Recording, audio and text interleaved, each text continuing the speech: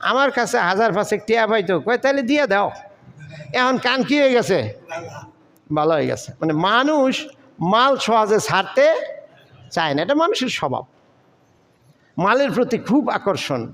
এই আকর্ষণটা কবর পর্যন্ত। আল্লাহ বলছে হাত্তা জুরতুমুল মাকাবের, এই আকর্ষণ থাকে কবরে না যাওয়া পর্যন্ত। যতক্ষণ রুহে ধরে, রুহু থাকে, ততক্ষণ পর্যন্ত মাল ছাড়তে চায় না। এই জন্য আমরা এখানে যারা আছি, মালের প্রসঙ্গ আসলে, সম্পদের প্রসঙ্গ আসলে, আল্লাহ যদি কখনো চায়, মাল দিছে কেডা? এটা কি আপনারা এই ব্যাপারে কোনো সন্দেহ আসেনি?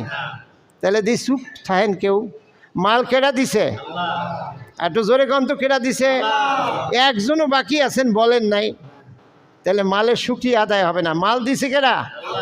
আগে স্বীকার করলে এটার কয় শুকরিয়া, আগে স্বীকার করা লাগে। দিবেন কি না দিবেন পরের কথা। মাল দিছে কে? তুই আল্লাহর পক্ষে যদি আল্লাহকে তোরে এত এত দিলাম, চাইতো না? মাঝে মাঝে মসজিদের ইমাম সাহেব যেই দিন চায়, তবু মুখ এইরকম কালা হয়ে যায় কেন? তোরা এরকম অখুশি অখুশি ভাব কেন? এই চাওয়াটা কি ঘন ঘন হয়ে যায়? তা আমি যে 24 ঘন্টা হাজারো নিয়ামত দেই, এটা কি ঘন হয় না? আমি তো কোনো দিন কই না তোরে দেখতে দেই, খাইতে দেই, অক্সিজেন দেই, বাতাস দেই, আলো দেই, সুস্থ রাখি, হাঁটতে দেই, ডেলি হাজার হাজার লক্ষ লক্ষ নিয়ামতের মধ্যে ডুবাই রাখছি। আমি তো বিরক্ত হই না। ইমাম সাহেব 2-4 মাস পর পর একটু